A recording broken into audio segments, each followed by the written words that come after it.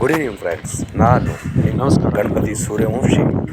ಇವತ್ತು ನಾನು ನಮ್ಮ ಊರು ಬೈಲಹೊಂಗಲ ತಾಲೂಕು ನಯಾನಗರದಿಂದ ನಿಮಗೆ ನಮ್ಮೂರ ಹೊರಗೆ ಪ್ರಕೃತಿಯ ಸೊಬಗಿನ ಜೊತೆಗೆ ನಮ್ಮ ಊರಿನ ಹತ್ತಿರ ಇರುವ ಮಲಪ್ರಭಾ ನದಿಯ ಸೊಬಗನ್ನು ತೋರಿಸಲಿಕ್ಕೆ ಹೋಗ್ತಾ ಇದ್ದೇನೆ. ಇದು ಸಾಯಂಕಾಲದ ಸಮಯ. ಸಂಜೆ ವಿಹಾರದ ಜೊತೆಗೆ ನಿಮಗೆ ಪ್ರಕೃತಿಯ ಒಂದು ವಿಹಂಗಮ ನೋಟವನ್ನು ತೋರಿಸುವುದರ ಜೊತೆಗೆ ನಿಮಗೆ ನದಿಯ ಒಂದು ಸೊಬಗನ್ನು ಗಮನಿಸುತ್ತೇನೆ. ನೋಡಿ, ನಾನು ಸಾಗ್ತಾ ಇರೋದು ಇವಾಗ ನಮ್ಮ ಊರಿನ ಹೊರಗಡೆ ಹೈವೇನಿಂದ ನದಿ ಕಡೆಗೆ ಪ್ರಾರಂಭಿಸಿದ್ದೇನೆ. ಸಾಗಿದ್ದೇನೆ. ಕೆಲಸವನ್ನು ನೋಡುವುದರ ಜೊತೆಗೆ ರೋಡಿನ ಸುತ್ತಲೂ ನೈಜವಾದ ಹಸಿರು ಫಲವತ್ತತೆಯ ಒಂದು ಬಯಲನ್ನು ನೋಡುವುದರ ಜೊತೆಗೆ ನಿಮಗೆ ಸುಮಧುರವಾದ ನೋಟವನ್ನು ನೋಡಲಿಕ್ಕೆ ಸಿಗ್ತದೆ. ನೋಡಿ, ಪ್ರತಿಯೊಬ್ಬ ಮನುಷ್ಯ ತನ್ನ ಜೀವನದಲ್ಲಿ ಸುತ್ತೋದನ್ನು ಕಲಿಯಲು ಸುತ್ತುವುದರ ಜೊತೆಗೆ ಜ್ಞಾನ ಬರುತ್ತೆ. ಜ್ಞಾನವಂತೆಗೆ ಅಜ್ಞಾನಿ ಕೂಡ ಜ್ಞಾನವಂತ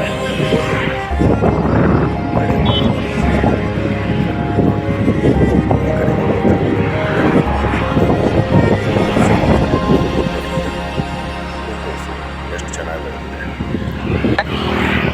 ನೀರಾವರಿಯ ತೊಂದರೆ ಇಲ್ಲದೆ ಪೈರಿಗೆ ತಕ್ಕಂಗೆ ಒಳ್ಳೆಯ ನೀರಿನ ವ್ಯವಸ್ಥೆ ಇರೋದರಿಂದ ಬೆಳೆಗಳಿಗೆ ತೊಂದರೆ ಇಲ್ಲ. ಮಾನವ ಜೀವನಕ್ಕೆ ಸಾಕಾಗುವಷ್ಟು ಪ್ರಕೃತಿಯ ಅತ್ಯವಶ್ಯಕತೆ ಪ್ರಕೃತಿ ಮತ್ತು ಪೈರನ್ನು ನಾವಿಲ್ಲಿ ಕಾಣ್ಬೋದು. ರೋಡ್ ಇದೆಯಲ್ಲ, ಬೈಲಹೊಂಗಲ ಮತ್ತು ಧಾರವಾಡದ ನಡುವೆ ಒಂದು ಸಂಪರ್ಕ ಕಲ್ಪಿಸುವ ರೋಡ್ ಆಗಿದ್ದು, ಇದರ ಮುಖೇನ ನಾವು ಸವದತ್ತಿ, ಸಂಗೊಳ್ಳಿ ರಾಯಣ್ಣ, ಬೆಳವಡಿ ಮಲ್ಲಮ್ಮ, ಧಾರವಾಡ, ಸವದತ್ತಿ ಮಲ್ಲಮ್ಮಕ್ಕೆ ನಾವು ಸಂಪರ್ಕವನ್ನು ಹೊಂದಲಿಕ್ಕೆ ಇರುವ ಒಂದು ಮುಖ್ಯ ಕೊಂಡಿಯಾಗಿದೆ. ಇಲ್ಲಿ ಕಾಣೋದೇ ಹೆಜ್ಜೆಯವರ ಒಂದು ಗುಣವಾಗಿದ್ದು ಸುಮಾರು 40 ವರ್ಷ ವಾಲಕೃಷ್ಣವರ ಅವರ ಜ್ಞಾಪಕೋಸ್ಕರ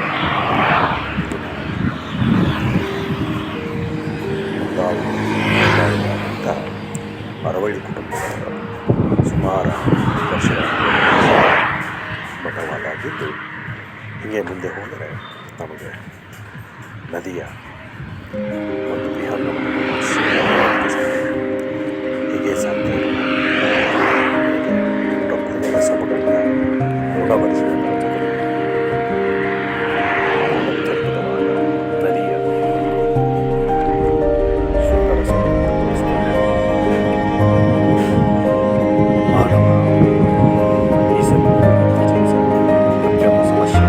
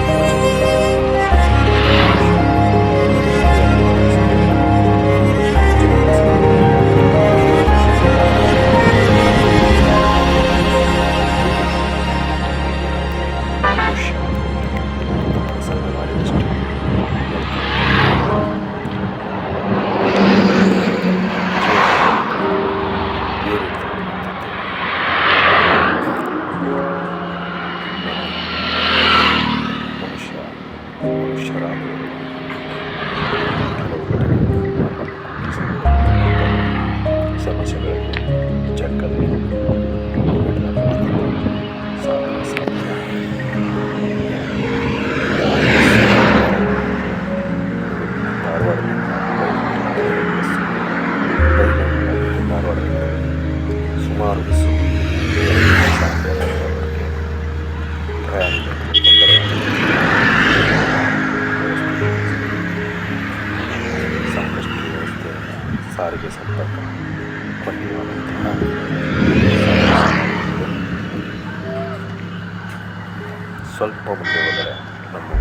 ಸ್ಮಶಾನ ಅದಕ್ಕಿಂತ ಮುಂದೆ ಸ್ವಲ್ಪ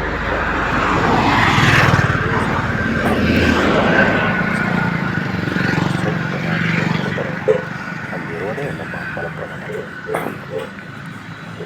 ಮಲಪ್ರಭಾ ನದಿಗೆ ಬ್ರಿಡ್ಜ್ ಬಹಳ ದಿನಗಳ ಹಳೆಯದಾಗಿದ್ದು ಸುಮಾರು ಒಂದು 60-70 ವರ್ಷಗಳ ಇತಿಹಾಸ ಅದಕ್ಕಿದೆ.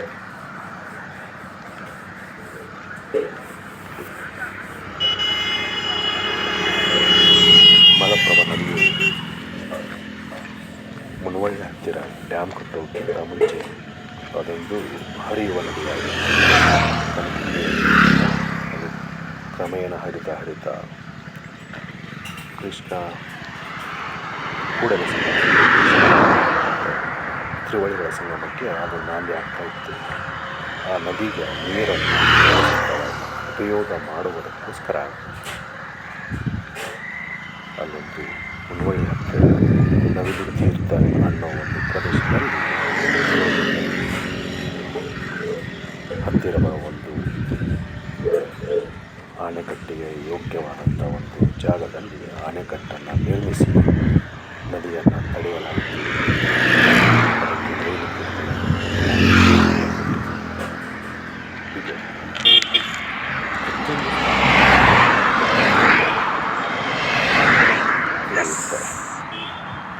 ಹೀಗೆ ನಾವು ಮುಂದೆ ಸಾಗಿದ ಹಾಗೆ ನಮಗೆ ಹಲವಾರು ದೃಶ್ಯಗಳು ಕಾಣಲಿಕ್ಕೆ ಸಿಗ್ತವೆ. ಮೊದಲು ಕಬ್ಬು ಬೆಳೆಯುವವರ ರೈತರ ಸಂಖ್ಯೆ ನಮ್ಮೂರಲ್ಲಿ ಜಾಸ್ತಿ ಇತ್ತು.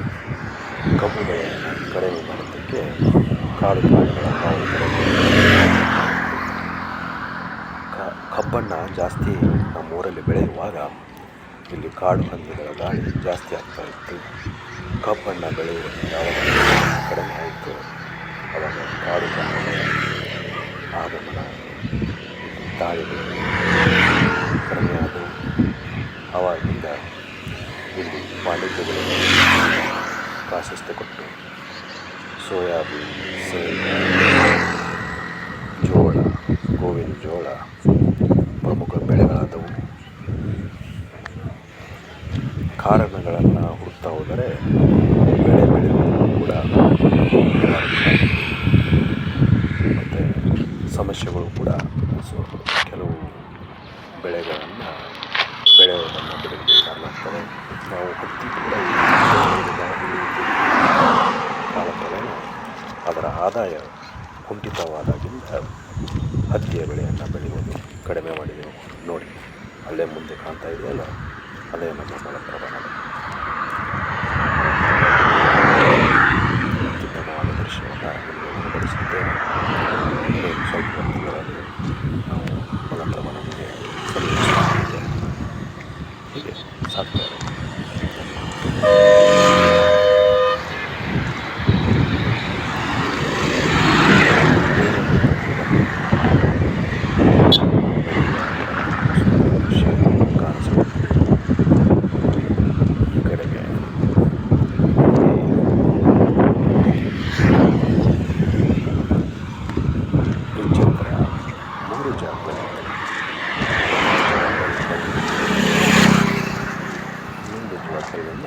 ಬೈಲಹೊಂಗಲಕ್ಕೆ ನೀರಿನ ಒಂದು ಸಪ್ಲೈ ಇರುವುದು ಮತ್ತು ಇನ್ನೊಂದು ಆ ಕಡೆಗೆ ಇರುವ ಜಾಗಗಳನ್ನು ದಾಟಿ ಈ ಬ್ರಿಡ್ಜನ್ನು ನಯಾನಗರಿಂದ ಗಂಗಾನೂರಿಗೆ ಹೋಗಬೇಕಾದ್ರೆ ಈ ಬ್ರಿಡ್ಜನ್ನು ದಾಟಿ ಆ ಕಡೆ ಹೋದಾಗ ಆ ಕಡೆಗೂ ಕೂಡ ಸುಮಾರು ಕಡೆಗೆ ನೀರಿನ ಸಂಪರ್ಕ ವ್ಯವಸ್ಥೆ ಕಲ್ಪಿಸಲಾಗಿದೆ. ಒಂದಿಷ್ಟು ಯೋಜನೆಗಳಿಂದ ಜನರಿಗೆ ನೀರು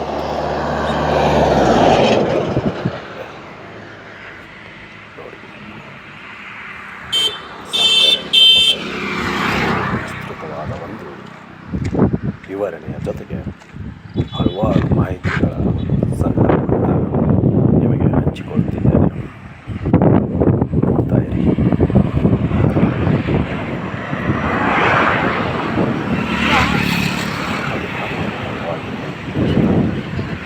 ಸುಮಾರು ವರ್ಷಗಳ ಹಿಂದೆ ಅದೊಂದು ಕಾಲಕ್ರಮೇಣ ಅದನ್ನು ಉಚ್ಚೆಯ ದೇವಸ್ಥಾನಕ್ಕೆ